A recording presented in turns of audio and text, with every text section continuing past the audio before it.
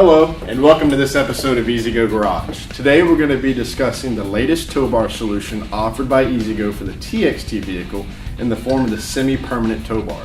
We're going to be discussing the key features as well as some of the installation practices for each vehicle. First, much like the RXV, the TXT has a receiver that has to be mounted up underneath the rear bumper. Unlike the RXV, there's no bushing that drops in from the top side of the bagwell area.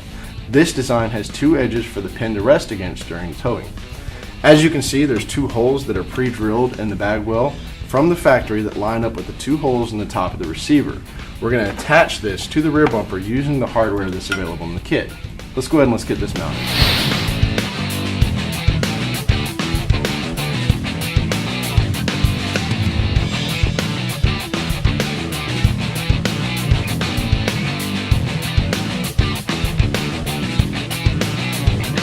Now that we have the rear receiver installed on the vehicle, we need to get the front pivot arm installed. To do that, we have the pivot pin that mounts in the hole. We also have a new pivot arm and a steering link from the original TXT towbar design. This has been incorporated into the new semi-permanent design.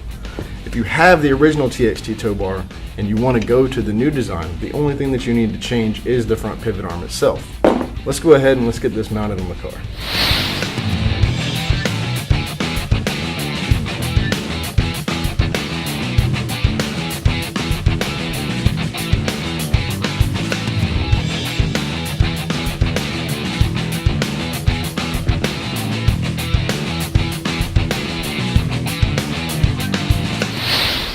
With the towbar system installed on both of these vehicles, you'll notice that the pivot arm hangs low enough on the front of the vehicle to allow you to pull the vehicle up front to rear of another vehicle and not have any impact between the pivot arm and the rear bumper of the vehicle that you're pulling it up to.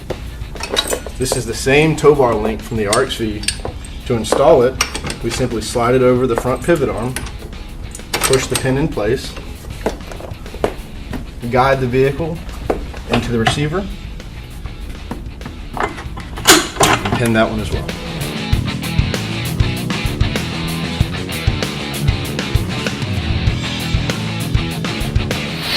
So today we've covered the TXT semi-permanent towbar as well as touched on some of the key benefits and installation practices. If you have any questions, please feel free to contact customer care, parts and accessories, or your local dealer or distributor. Also, for your convenience, we've included a list of part numbers at the end of today's video for each of the components that we've covered. Thanks for joining us on this episode of EasyGo Garage. We'll see you next time.